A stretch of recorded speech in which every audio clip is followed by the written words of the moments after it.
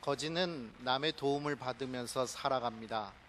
그래서 남이 주는 것이 없으면 살 수가 없습니다.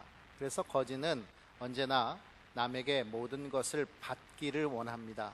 그런데 거지가 아님에도 불구하고 이렇게 남에게 받기만을 바라는 것을 원하는 사람, 그런 사람을 흔히 가리켜서 거지 근성을 가졌다, 이렇게 말을 합니다.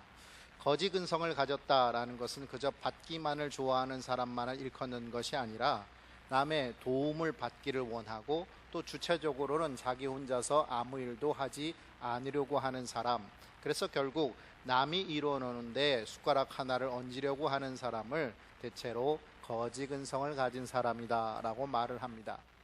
오늘 본문에 나와 있는 하갈이라는 여인은 거지 근성은 아니지만 노예 근성을 가지고 있는 사람입니다. 사실 그의 신분은 노예이기에 당연히 노예 근성을 갖는 것이 당연할 것이다 라고 생각을 합니다마는, 사실 그는 노예였다가 아브라함, 바로 주인의 부인이 되는 신분 상승을 이루는 사람입니다. 은혜 속에서 하나님께서 그에게 아들을 낳을 수 있는 은혜를 베풀어 주셨으니 이 하갈이라는 여인에게 있어서 노예의 삶은 과거의 삶일 뿐 현재일 수 없고 미래일 수 없는 삶이었습니다. 그럼에도 불구하고 엄청난 은혜를 경험하였지만 노예로 대접받고 노예로 살았던 그 삶을 버리지 못하여서 오늘 말씀 속에 일어나는 문제가 있는 것을 보게 됩니다. 바로 그가 임신하자마자 노예 근성이 나타나는 것을 볼 수가 있습니다. 하갈이란 여인은 언제 아브라함과 함께하는 사람이 되었을까요? 언제 하갈이 이 집에 노예로 종으로 들어왔는지에 대해서는 성경이 기록하고 있지 않습니다마는, 그러나 이 하갈이라는 여인이 애굽 여인이다라는 말씀이 기록되어 있는 것을 보면 아브라함 가족이 애굽으로 내려갔을 때 이 하갈이라는 여인과 함께 생활하게 되었던지, 아니면 애굽에서 올라오게 되었을 때 가나안 땅으로 돌아오게 되었을 때 하갈이랑 함께 하게 되었던지, 어찌 됐든 간에 애굽을 기점으로 하는 그때 이 하갈이라는 여인도 아브라함의 가족들과 함께 생활하게 된 것이 분명할 것이다 추측할 수가 있습니다. 그렇다면 여러분 한번 생각해 보실까요? 아브라함은 가나안에서 왜 애굽으로 내려갔습니까? 흉년이 들어서 먹을 것이 없어서입니다. 먹을 것이 없어서 애굽으로 내려갈 정도의 신세가 됐으면 애굽으로 내려갔을 때 아브라함의 모습은 성공한 이주민이 아닙니다. 다시 말해서 한국에서 미국으로 이민을 가는데 이민을 가려고 하면 아무나 받아줍니까? 아무나 받아주지 않습니다. 적어도 우리나라 땅에 와서 사업을 펼칠 수 있다든지 아니면 돈을 많이 갖고 와서 그 저축한 걸로 생활을 할 수 있다든지, 아무튼 생활이 보장되는 사람들을 이민으로 받으려고 하고 투자할 수 있는 사람을 이민으로 받으려고 하지, 거지를 데려다가 우리나라 살아라, 우리가 먹여 살려줄게, 이런 나라는 어디에도 없습니다. 그렇다고 한다면 여러분, 아브라함이 이제 밥을 먹지 못해서 애굽으로 내려갔다 하면 거지에 해당하는 부분인데, 그것보다 조금 나을지는 모르지만 아무튼 먹고 사는 게 문제가 생겨서 내려갔다고 하는데, 그 사람이 내려갔을 때 그 사람은 오늘날로 따지고 보면 외국인 노동자와 같은 삶이라고 말할 수 있을 것입니다. 그럼 여러분, 외국인 노동자 우리나라 사람들이 그렇게 높게 봐줍니까? 다른 나라에서 왔다, 그것도 우리나라에 빌어먹으러 왔다라는 식으로 천하게 대접하고 그래서는 안 되지만 그 사람들에 대해서 해코지하는 일도 참 많이 있지 않습니까? 그렇다면 그 당시는 뭐 달랐겠습니까? 그 당시에도 다른 나라의 가난한 이주민이 우리 땅으로 왔는데 먹고 살기 급급하게 살아가는 것을 보니 우리가 얼마든지 하대할 수 있는 사람이 저 아브라함이라는 사람이다 라고 생각할 수 있었을 것입니다. 그런데 그 집에 노예로 들어갔습니다. 그것도 애굽 사람이. 그렇다면 이 하갈이라는 여인의 집은 어떠했겠습니까? 먹을 것이 없어서 애굽으로 내려온 사람, 그리고 그 속에서 외국인 노동자처럼 살아가는 사람의 노예가 된 현지인. 그렇다면 이 하갈이라는 집은, 진짜 하갈이라는 여인의 집은 진짜 뭐 말로 표현할 수 없이 척박한 삶을 살았을 것이다 하는 것을 알 수가 있습니다. 그래서 아브라함이 가나안 땅으로 돌아왔을 때 그 애굽 땅에, 애굽 사람임에도 불구하고 애굽 땅에 머물지 않고 이 외국인 노동자로 왔던 아브라함을 따라서 가나안으로 이주한 것 아니겠습니까? 그럼 이 여인의 삶이, 환경이 어떠했는지 우리는 얼마든지 추측해 볼 수가 있습니다. 그런데 이런 여인이 이제 주인의 아내가 될 수 있었던 것입니다. 얼마나 놀라운 일입니까? 얼마나 은혜입니까? 그것도 안주인이 적극적으로 추천해가지고, 바깥 주인은 별로 생각도 없었는데 안주인이 적극적으로 추천해가지고 그렇게 아이를 낳을 수 있는, 임신한 상태가 되었습니다. 신분 상승의 기회였고 또 이것처럼 은혜가 없다라고 말할 수 있을 것입니다. 과거에 노예로 살았던, 아니 그 이전에 노예보다 더 비참했던 삶을 살았던 하갈이 노예로 살다가 이제는 주인의 아내가 되었으니 이처럼 감격적인 일이 어디 있겠느냐 하는 것입니다. 그런데 그가 이런 삶을 살게 되자마자 그의 삶을 통해 나타난 것은 바로 노예 근성이었습니다. 노예 근성이라는 게 뭘까요? 노예는 어떤 대접을 받습니까? 항상 주인이 있으면 노예가 있습니다. 그러니까 결국 주인과 노예를 가르는 삶, 주인 대접과 노예 대접이 다른 삶을 살아왔던 것입니다. 그러니 자기가 주인의 부인이 되었다 한들 노예 근성을 갖고 살아가는 사람은 사람을 항상 주종 관계로만 밖에 보지 못하는 것입니다. 그래서 함께 화합하고 함께 하나 되어서 가족으로 살아가는 것이 아니라 이 하갈이라는 여인은 노예 근성을 가지고 사람을 내 위와 아래로 나누기 시작했습니다. 그래서 이 하갈이라는 여인이 주인의 아내인 사레를 바라보면서 어떻게 했습니까? 멸시했다라고 성경은 기록하고 있습니다. 한마디로 말해서 나보다 복을 덜 받은 여인이요, 나보다 사랑을 덜 받은 여인이라고 자기보다 하대하기 시작한 것이다 하는 것입니다. 물론 말로는 그렇겠습니까? 그렇지 않았겠죠. 그러나 그의 삶의 모든 부분에서 사례를 하대하고 멸시하는 그 모습은 사례로 하여금 분노를 일으키기에 마땅한 행위였습니다. 그렇게 대접받아 왔기 때문에 그렇게밖에 살아갈 수 없다라고 말할 것인가요? 하갈은 그렇게 살아왔습니다. 그렇게 대접받았습니다. 그런데 놀라운 은혜를 입었습니다. 그렇다면 은혜 받은 자로 살아가야 되지 않겠습니까? 그런데 하갈은 은혜 받은 자로서 살지 못하고 노예로서 살아가는 삶을 계속 유지하고 있었다라는 것입니다. 인간의 노예 근성, 그것은 바로 하나님의 은혜를 은혜로 받고 누리지 못하고 그것을 교만의 기회로 삼는 데 있습니다. 여러분, 아담과 하와, 하나님께서 이 세상의 모든 만물을 다스리고 정복하라고 하는 다스림의 권세를 주셨습니다. 여러분, 이 세상 모든 만물은 하나님의 것입니다. 그런데 하나님이 통치하셔야 될 이 우주 만물, 이 세상 피조 세계를 아담이 통치할 수 있게 해줬다는 것입니다. 얼마나 놀라운 은혜입니까? 또 그뿐입니까?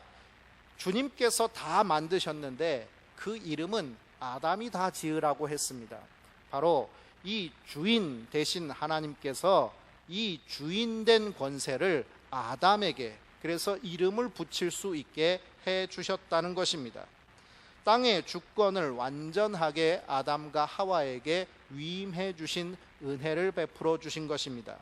그런데 이 은혜를 받았으면 그 은혜를 받은 대로 누리고 감사하면서 그렇게 순종하고 충성하며 살아가면 될 것인데, 아담과 하와는 그 땅의 주권을 위임받은 그것을 통해서 하나님을 대적하는 일을 시작했습니다. 하나님이 절대로 먹지 말아라 말씀하고 계시는 단 한 가지, 하나님과 아담 사이가 바로 창조주와 피조물이라는 것을 가르는 단 한 가지의 기준을 무너뜨리고자 했습니다. 여러분, 하나님과 아담과 하와의 차이, 이 땅에서 모든 것을 다스리고 모든 것을 주인이라 말할 수 있는 아담과 하와, 하나님과 별 차이가 없어 보입니다. 그런데 딱 하나, 너는 피조물이니까 내 명령에 순종해야 돼 라는 것을 알려주시기 위해서 선악과는 먹지 말라 말씀하셨습니다. 그러면 그것 하나만 지키면 하나님의 영적 질서 속에서 인간은 은혜 받은 자로서 가장 행복하게 살아갈 수 있었습니다. 그런데 이 아담이 그것 무너뜨리고자 하는 것입니다. 왜 그렇습니까? 뱀은 뭐라 말합니까? 내가 하나님처럼 될 수 있다라고 말을 했기 때문입니다.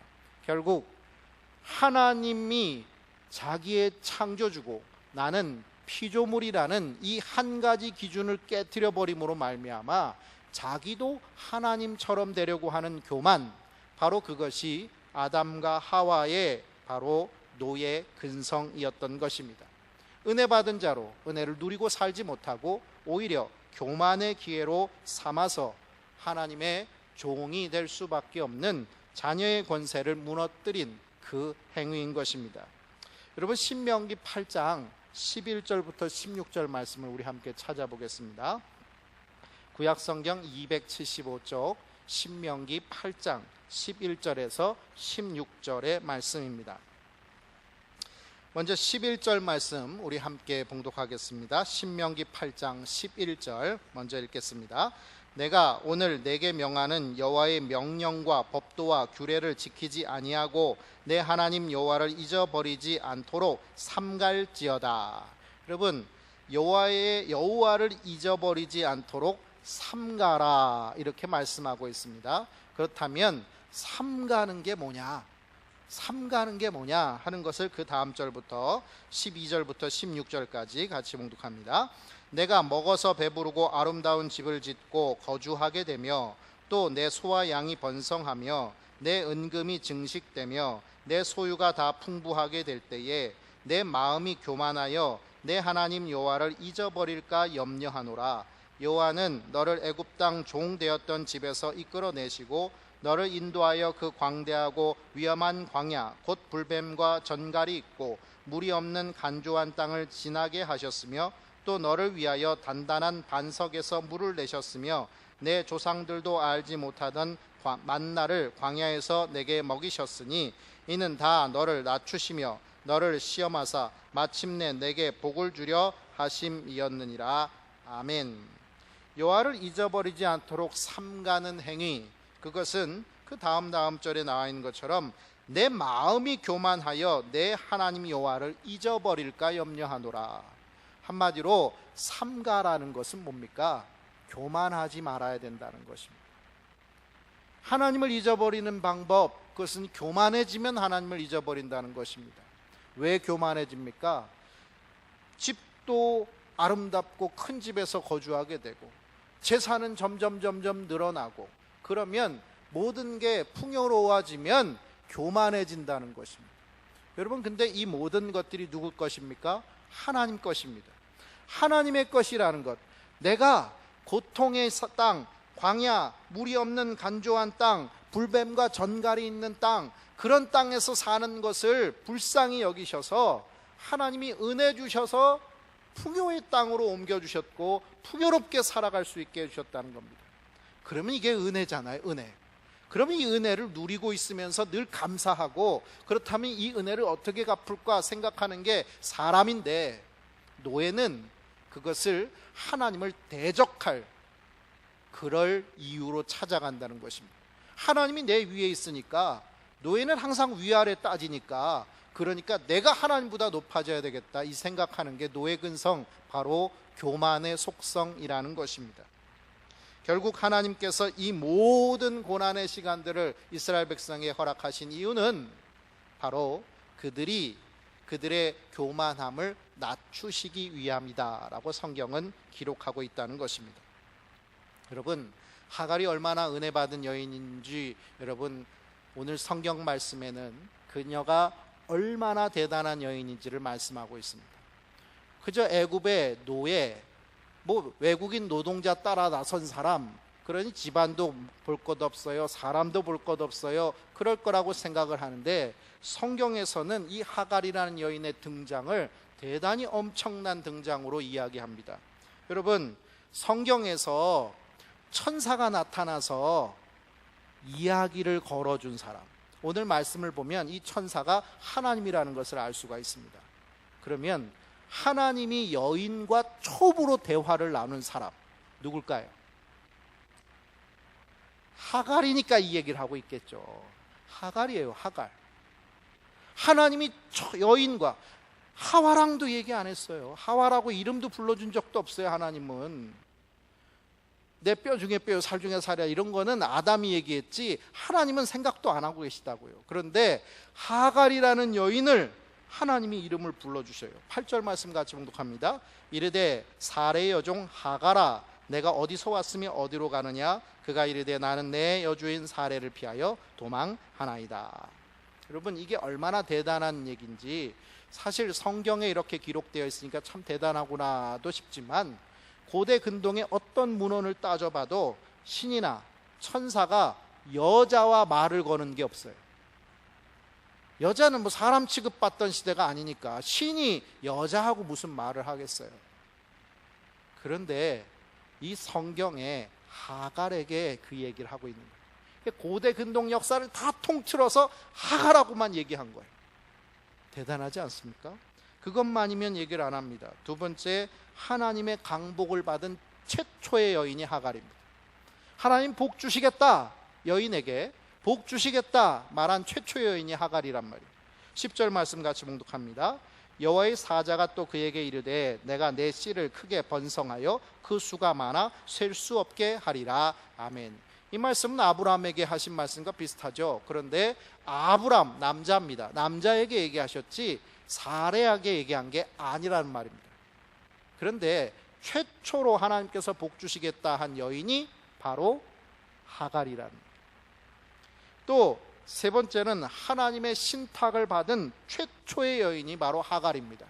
11절 12절에 보면 이스마엘이 어떤 사람이다, 아들을 낳으면 이스마엘이라라, 이스마엘은 어떤 사람이 될 것이다, 이런 신탁을 분명히 말씀하고 계시죠. 하갈에게만 첫 번째로 얘기하신 거예요. 그러니 여러분, 이게 이방인 노예 신분의 여자가 받을 수 있는, 그저 아브라함의 부인이 됐다, 이것만으로도 놀라운 신분 상승인데, 하나님이 나랑 얘기해 주시고 하나님이 나에게 복 주시고 하나님이 내 자손에게 신탁의 말씀을 주셨다, 이것이 얼마나 대단한 일입니까? 이건 감당할 수 없는 은혜인 거예요. 이런 감당할 수 없는 은혜를 받은 여인이 하갈입니다. 그런데 교만은 분수를 모르는 것, 즉 자기 위치를 분별하지 못하는 것입니다. 은혜를 입은 위치에서 자기 자신의 정체성을 놓치지 말고 겸손히 주의 은혜를 누리며 감사함을 통해 은혜 받는 삶을 살아야 하는 것입니다. 잠언 29장 23절 말씀에는 사람이 교만하면 낮아지게 되겠고 마음이 겸손하면 영예를 얻으리라 말씀합니다. 이스라엘 백성이 교만할 때 하나님 그들을 낮추시기 위해서 광야로 인도하셨습니다. 그들의 노예 근성을 꺾으시기 위해서 하나님이 주인 되신다는 것을 분명히 그들에게 알려주시는 시간이 광야의 시간들이었습니다. 이 하갈의 삶 속에서도 분명히 그의 교만을 꺾으시고 하나님의 놀라운 은혜와 함께 할 수 있는 삶을 살게 하시는 시간이 바로 광야의 시간이었습니다. 이전에는 몸은 편했고 그래서 그곳에서 먹고 좋은 것을 마시면서 살아갈 수 있었는지는 모르지만 그곳에서 교만해지자 하나님은 그를 광야로 인도하셔서 광야에서 하나님이 대면해 주시고 하나님이 말씀 걸어 주시고 하나님께서 복 주시고 하나님께서 신탁의 말씀을 주시는 은혜를 새롭게 허락해 주셨다는 것입니다. 여러분, 하갈의 교만에도 불구하고 하나님은 그녀를 만나 주셨습니다. 하갈은 이러한 하나님을 나를 감찰하시는 하나님, 오늘 말씀 우리 개역개정판에는 살피시는 하나님이라고 나와 있습니다. 보통 우리가 개혁판으로 많이 알고 있는 옛날 말씀에는 감찰하시는 하나님이라고 나와 있습니다. 그래서 우리는 나를 감찰하시는 하나님 이렇게 많이 이야기를 하시죠. 그렇다면 여러분, 감찰이라는 말이 뭡니까? 감찰. 예. 감찰, 이 말을 하면은 뭔가 이렇게 감시받는 것 같고, 그래서 뭐 검사의 감찰이 이루어졌다, 뭐 감찰실에서 감찰을 나왔다, 뭐 이런 얘기로 우리가 흔히 이 감찰하시는 하나님, 그래서 하나님이 언제나 나를 이놈 봐라 하면서 쳐다보고 계시는 어떤 그런 인상으로 우리를 생각할지 모릅니다. 사실 감찰이라는 뜻이 그런 뜻이 있습니다. 볼감자에다가 살필 찰자를 쓰는, 일반적으로 쓰는 감찰은 바로 단체의 규율과 구성원의 행동을 감독하여 살핌이라는 뜻을 가지고 있으니까 말씀 그대로 이렇게 잘 살펴가지고 이놈 잘하나 잘못하나 보자 라고 하는 그 태도 맞습니다. 그런데 성경에서 말씀하고 있는 감찰은 일반적으로 우리가 쓰는 감찰의 단어가 아닙니다. 한문 성경을 여러분이 혹시라도 보시게 되면 거울 감자에다가 살필 찰자를 쓰고 있다는 것을 알 수가 있습니다. 아까 말한 감찰실 할 때 감찰은 볼 감자를 씁니다. 그런데 우리 하나님, 감찰하시는 하나님이라고 표현할 때는 거울 감자를 씁니다. 그 뜻은 상대방을 보아 살핌을 높여 이르는 말입니다. 하나님이 우리를 살피신다 하는 말을 높여서 부르는 게 감찰이라는 말이라. 한문은 그렇게 표현한다는 거예요. 그러니까 하나님이 우리를 하나님 같은 높으신 분이 나를 보살펴 주시네 라고 할 때 도저히 감당할 수가 없는데 이것을 표현하려고 하니 감찰이라는 어려운 단어를 쓰게 된 거예요. 살피신다 그러면 이 맛이 좀 잘 안 나죠. 뭐 살피는 거는 뭐 아무나 다 살필 수 있으니까. 그런데 하나님과 같은 높으신 분이 나 같은 낮고 천하고 자격 없는 존재를 살펴주신다, 이것을 높여서 말하는 게 감찰이라는 단어라는 겁니다. 여러분, 나를 감찰하시는 하나님, 나를 살피시는 하나님은 나에게 찾아오시는 하나님이십니다. 살피시는 하나님이라는 단어 원어를 보면 하나님이라는 단어와 보다라는 단어가 연결되어 있는 것을 볼 수가 있습니다. 그래서 칼빈과 같은 학자는 나를 보고 계신 하나님이다 라고 이것을 우리 개역 개정판에서 성경을 해석하고 있듯이 살피신다, 보살피신다 라는 뜻으로 해석을 하기도 합니다. 그런데 요즘의 신학자들은 이 단어를 조금 더 다른 의미가 포함되어 있다라고 말을 합니다. 그것은 바로 하나님이 친히 자신의 모습을 우리에게 보여주셨다라는 의미가 있다는 것입니다. 보다라는 것, 하나님의 단어라는 게 결합되면서 하나님이 나에게 자기 자신을 친히 보여주셨다라는 감격적인 반응이 이 단어 안에 나를 살피시는 하나님, 나를 감찰하시는 하나님이라는 단어 속에 있다는 것입니다. 결국 하나님과 보다라는 단어가 결합된 형태 속에서 불안에 떨고 있는 하갈에게 보다 인격적인 모습으로 찾아오시는 하나님을 만날 수가 있다는 것입니다. 여러분, 어떤 게 더 확신이 있습니까? 불안하고 떨리는데 전화 걸어가지고 괜찮아 라고 얘기하는 것과 찾아와서 얼굴 대면하면서 괜찮아 하고 등 돋아 주기는 것과 어떤 게 더 확신이 갑니까? 찾아와서 등 돋아주는, 그러니까 맨날 목사 보고 신방 오라고 그러는 것이지, 제가 전화만 해도, 아니 제가 기도만 해도 다 되면 목사님 기도만 해주세요 그러면서도 신방 오기를 바라시잖아요. 그렇죠? 예, 그 이유가 뭐예요? 확신을 갖기 위해서. 확신을 갖기 위해서. 그게 더 크게 다가오기 때문이에요. 마찬가지로 하나님은 지금 불안에 떨고 있는 이방 여인에게 말씀만 하셔도 돼요. 하나님의 음성을 들려주신다는 게 이게 작은 은혜입니까? 큰 은혜이죠. 그런데 찾아와서 보여주시는 거예요, 자기를. 이게 얼마나 대단한 일이냐는 거예요. 하나님은 나에게 찾아오시는 하나님이십니다.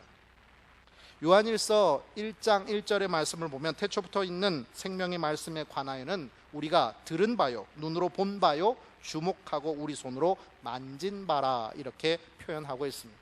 그저 듣기만 한 하나님의 음성이 아니라는 겁니다. 눈으로 보기도 했고 손으로 만져보기도 한 확실한 말씀이라는 것을 증언하고 있는 것입니다. 여러분, 언제 찾아오십니까? 7절 말씀을 보면 이 여인 하갈이 애굽으로 내려가는 술길 곁에서 그를 만나시기 위해서 찾아오십니다. 술길은 지난주에 말씀드렸듯 애굽으로 내려가는, 가나안에서 애굽으로 내려가는 지름길이라고 말씀드렸습니다. 이제 애굽에서 가나안으로 왔던 여인, 그래서 아브라함이 섬기는 하나님을 섬길 수 있는 은혜의 기회에 살았던 하갈이 학대받자 다시 옛 우상숭배의 땅인 애굽으로 내려가는 지름길을 걸어가고 있는 그 길, 하나님이 막아서시면서 그를 만나주시는 것, 찾아오시는 것. 하갈이 부르짖어서 찾아오신 것이 아니라 하나님이 찾아오신 거예요. 우상숭배와 죄악의 길로 되돌아가려는 하갈, 그녀를 멈추게 하시고 돌이키게 하시는 하나님이 바로 찾아오시는, 나를 감찰하시는 하나님이시라는 것입니다. 여러분, 이 여인이 무슨 가치가 있길래 하나님이 움직이시는 걸까요? 그냥 말 그대로 천사 하나 보내든지 아니면 천사 밑에 뭐 이렇게 쫄다고 제일 밑에 있는 애 하나 보내면 되는 건데, 그 정도 만나도 엄청난 은혜인 것인데 하나님이 직접 대면하시고 말씀하세요. 얼마나 놀라운 일입니까? 여러분, 이 여인이 이방인입니다. 애굽 여인입니다. 그리고 여자입니다. 사람 취급받지 못하던 여자입니다. 그것도 노예입니다. 천하디 천한 모든 조건을 가진 여자가 바로 하갈입니다. 그런데 그 여인을 만나시기 위해서 찾아오시는 것입니다. 여기서 우리는 잃은 양 한 마리를 찾아 헤매시는 목자 되신 예수님의 모습을 우리는 발견할 수가 있습니다. 한 마리를 찾기 위해서 그분은 험산줄령을 돌아다니시고 찾으면 그냥 내려오십니까? 모가지 잡아가지고 잡아 끌면서 이놈 새끼 발로 뻥뻥 차면서 너 때문에 내가 얼마나 고생한 줄 알아? 너 들어가면 더 맞을 줄 알아? 뭐 이러면서 데려오는 게 아니죠. 어떻게 데려와요? 어깨에 메고 내려오십니다. 왜요? 이 양이 얼마나 힘들었을까? 얼마나 두려웠을까? 걱정했을까? 애탔을까? 생각하면서 자기 힘든 것 생각 안 하시는 거죠. 이게 잃은 양 한 마리를 찾는 목자의 모습입니다. 누가복음 19장 10절에 인자가 온 것은 잃어버린 자를 찾아 구원하려 함이니라 말씀하십니다. 우리 주님께서 이 하갈을 찾아오신다는 것은 그의 자격이 있어서가 아니라, 그가 가치 있어서가 아니라 잃은 자이기 때문에 찾으러 찾아오시는 하나님이시라는 것입니다. 그 하나님이 나를 찾아주시지 않으시겠느냐 하는 것입니다. 두 번째로, 나를 살피시는 하나님, 나를 감찰하시는 하나님은 나의 말에 귀 기울여 주시는 하나님이십니다. 우리 11절 말씀을 같이 봉독합니다. 여호와의 사자가 또 그에게 이르시되 내가 임신하였은즉 아들을 낳으리니 그 이름을 이스마엘이라 하라. 이는 여호와께서 내 고통을 들으셨음이니라. 아멘. 이스마엘이라는 이름의 뜻이 무엇인가 하는 것이 나옵니다. 바로 하나님께서 들으셨다라는 이름의 뜻입니다. 하갈이 고통 속에서 부르짖고 있는 소리를 하나님께서 귀 기울여서 들어주셨다라는 의미입니다. 여러분, 하갈에게 있어서 제일 가까운 사람이 누구라고 생각하십니까? 사레가 학대에 가까웠으면 학대해가지고 내쫓았겠어요? 아브라함이죠. 당연히 몸을 섞어서 한 몸이 된 남편인데, 그래서 아브라함의 아내가 된 여인인데, 하갈이 임신한 이 아이는 그 아버지가 아브라함입니다. 그렇다면 하갈이 노예라 할지라도 이 뱃속에 있는 아이라도 생각해서 아브라함은 이 하갈을 존대해 줘야 되는 것 아닙니까? 그런데 어떻게 했습니까? 6절의 말씀을 보면 사레가 박박 바가지를 긁자 당신의 여종은 당신의 수중이 있으니 당신의 눈에 좋을 대로 그에게 행하라. 한마디로 말해서 네 멋대로 처리해도 된다 라고 얘기한 겁니다. 하갈은 아브라함에게 아무런 존재도 되지 못했다는 거예요. 임신했어? 그게 나하고 무슨 관계야? 이렇게 생각하고 있었는지도 몰라요. 그만큼 제일 가까워야 될 이 사람이 제일 큰 상처를 내준 사람이 되었다는 것입니다. 하갈이 도망칠 수밖에 없었던 그 고통, 아브라함에겐 얘기 안 했을까요? 사레가 바가지를 긁었으면 하갈도 부탁하지 않았겠습니까? 그런데 아브라함은 귀뚱으로도 들어주지 않고 사라한테 네 마음대로 해라, 이렇게 하갈의 생명을 마음대로 맡겨버린 거예요. 그런 고통에 가장 가까운 아브라함도 들어주지 않고 귀 기울여주지 않았는데, 자기도 잘 알지 못하는 하나님이 찾아와서 귀 기울여 들어주시는 거예요. 잘 들어주는 것, 경청하는 것만으로도 그 사람이 가지고 있는 문제를 어느 정도 해결해 줄 수 있다고 합니다.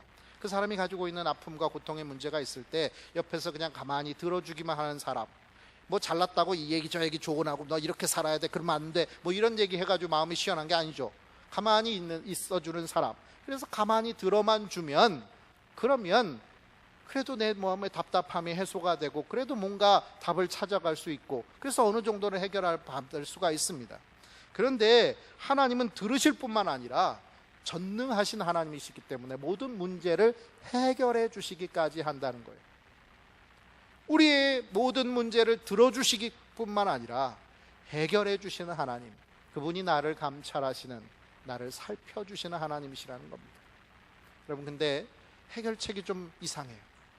우리가 생각하기에는 해결책이라고 하면 어떻게 해야 돼요?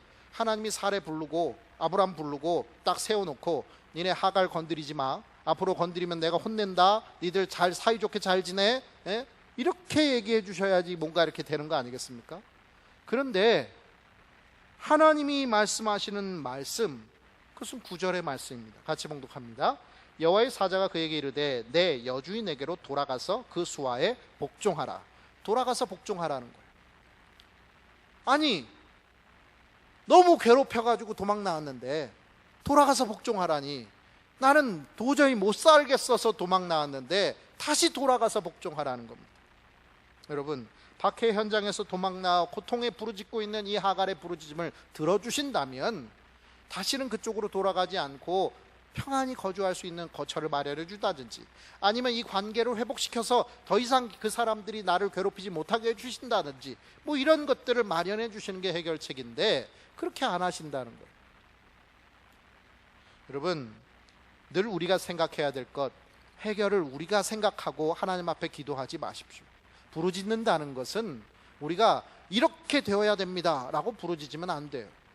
여러분, 많은 사람들이 기도할 때 잘못 기도하는 게 무엇인 줄 아십니까? 그것은 바로 하나님 이렇게 돼야 됩니다 라고 주장하는 거예요. 우리가 부르짖는 것은 하나님 앞에 아뢰는 거지, 내가 하나님 앞에 이렇게 돼야 됩니다 라고 하나님 앞에 가르쳐 드리는 게 아니에요. 하나님, 이거 제대로 못 하시는 것 같은데 그거 이렇게 풀어야 됩니다, 이렇게 해결해야 됩니다, 빨리 좀 하세요 라고 닥달하는 게 아니란 말이에요. 하갈은 하나님 앞에 부르짖었습니다. 그런데 자기도 어떤 해결책을 가지고 있었겠죠. 그런데 하나님의 해결책은 전혀 다른 거예요. 그것은 바로 돌아가서 복종하라는 거예요. 돌아가다라는 것은 다시 아브람과 사레가 살고 있는 집으로 되돌아간다라는 방향을 의미하는 것만 말씀하는 게 아닙니다. 바로 이 말씀 속에는 회복하다, 새롭게 하다라는 의미가 들어있는 단어를 사용하고 계세요. 한마디로 말해서 왜 사레가 학대를 시작했는가? 그것은 하갈이 주인을 임신했다고 멸시하면서 노예 근성을 발휘했기 때문이다 라는 겁니다. 그러니 하나님이 계획하신 일은 뭐냐? 인간적인 방법으로 이 문제를 해결할 수 있는 게 아니다라는 거예요. 주신 은혜를 받지 못하고 받을 자격이 있는 것처럼 자기 위치를 잃어버리는 교만으로 살아가고자 하였을 때 일어나는 폐단이 바로 이런 인간관계에 무너지는 문제가 될 수밖에 없는 것이라는 것이죠.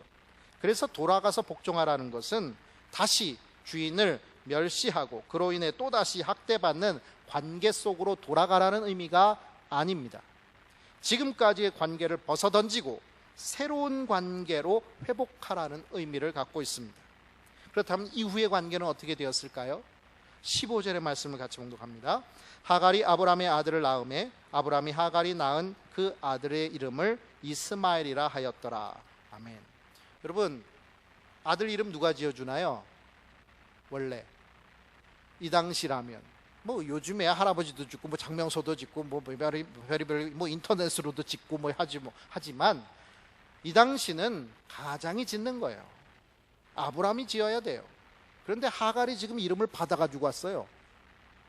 그러면 아브라함이 하갈을 멸시했다면, 예전처럼 인간 취급 안 했다면 그 말 귀담아 들었겠습니까? 고통스럽다고 좀 나를 좀 살려달라고 그러는데도 안 들어줬던 아브라함인데 아들 이름은 이스마엘입니다 그랬더니 이스마엘이라고 도장 찍어주잖아요. 어떻게 된 거예요? 관계가 회복이 되었다는 거예요. 달라진 관계가 되었다는 것을 말해주고 있는 거예요. 돌아가서 회복하라라고 하셨던 하나님의 말씀대로 되었다는 것을 보여주고 있는 것이라 하는 것입니다. 복종하라는 명령에 순종함으로 인해서 하갈은 이제 이 주인 사레를 잘 섬겼고, 사레는 그가 자기를 멸시하지 않는 모습을 통해서 다시 사랑의 관계를, 예전에 자기 노예 중에 아브라함의 부인으로 추천할 수 있었던 관계의 회복이 일어날 수 있었다는 것을 말해주는 것입니다. 여러분 생각해 보시면 제일 신뢰하니까 아브라함에게 줬지 않겠어요? 이 여자가 꼬리 쳐가지고 내 남편 뺏어갈 만한 여인이다 라고 하면은 부인대라고 붙여줬겠느냔 말이에요. 소개도 안 해줬죠. 얘가 말 잘 안 들을 거다, 그리고선 내 머리에 앉으려고 했다 라고 생각했다면 추천도 안 해줬을 거예요. 제일 믿고 제일 사랑하니까 추천해 줬을 거예요. 그런데 이 노예 근성이 발휘되니까 관계가 깨어져 버렸죠. 그런데 다시 주인을 잘 섬기는 관계가 되니까 모든 관계가 회복이 되어지는 겁니다. 사랑의 관계가 되었고, 신뢰의 관계가 되었고, 남편과 아내의 관계로 다시 회복이 될 수 있었다는 것을 말해주는 것입니다. 여러분, 현대사회의 가장 큰 문제가 무엇입니까? 그것은 바로 인간관계의 문제입니다. 먹고 사는 문제, 이것도 중요하지만 우리는 그것보다 더 큰 문제로 스트레스를 받고 살아갑니다. 내일 먹을 수 있을까? 이것 때문에 죽도록 고민하는 사람 별로 없어요. 스트레스 별로 받지 않아요. 그런데 요즘에는 인간관계 때문에 스트레스 받아요. 그 사람이 무슨 얘기를 했는데 묘하네, 그 사람이 왜 그런 말을 했을까? 맨날 생각해 보게 되는 거예요. 왜 그래요? 전에 그런 말 안 하던 사람인데 그런 말 하는 거 보니까 뭔가 나한테 찜찜한 구석이 있어서 그런 거 아닌가? 뭐 이런 생각을 하면서 자꾸 머릿속으로 생각하게 돼요. 관계가 어려워지니까 그래요. 단순한 관계가 아니에요. 늘 웃고 지내고 친하게 지냈다고 해서 맨날 그런 게 아니에요. 말 한마디로 인해서 깨지기도 하고요, 말 한마디로 인해서 완전히 갈라지기도 하는 그런 관계가 요즘의 인간관계입니다. 소통이 잘 안 되다 보니까 그래요. 소통의 수단은 참 많아졌지만 그걸로 인해서 소통하지 않아요. 점점 대면해서, 직면해서 말하면서 자기 속마음을 함께 나누면서 이해하려고 하지 않아요. 오해하고 그러고선 관계를 끊어버립니다. 가장 쉬운 해결책, 인간관계의 문제를 해결하는 가장 쉬운 해결책, 끊어버리면 돼요. 정리해버리면 돼요. 전화번호 지워버리면 돼요. 여러분, 그 사람 전화번호만 지워버리면 그 사람하고 연락이 끊어지잖아요. 그런 관계 얼마나 많습니까? 제가 가지고 있는 전화번호가 2,000개 이렇게 정도가 되는데 그 중에는 이제까지 뭐 10년 넘게 안 만난 사람도 있어요. 그런데 그 전화번호 하나 때문에 만나고 또 인터넷상에서도 연결이 되고 서로 연락할 수 있는 관계가 돼요. 근데 그거 지워버리면 끝이에요. 안 만나져요. 못 만나요. 어디서 사는지도 몰라요. 여러분, 그런데 성경은 그렇게 인간관계 힘들면 끊어버리라고 말하지 않아요. 해결책은 점점 이 사랑이 식어지는 세상 속에서 서로 용납하라고 말씀하십니다. 성령 안에서 하나 되게 하신 것을 힘써 지키라고 하십니다. 새 계명을 주노니 서로 사랑하라, 원수까지도 사랑하라고 말씀하십니다. 한마디로 말세의 특징인 사랑이 식어짐을 주의하면서 깨어진 관계를 회복하는데 힘쓰라는 말씀을 주고 계시다는 겁니다. 어쩌면 하갈에게 주신 하나님의 말씀은 우리에게 주시는 새로운 해결책일지도 모릅니다.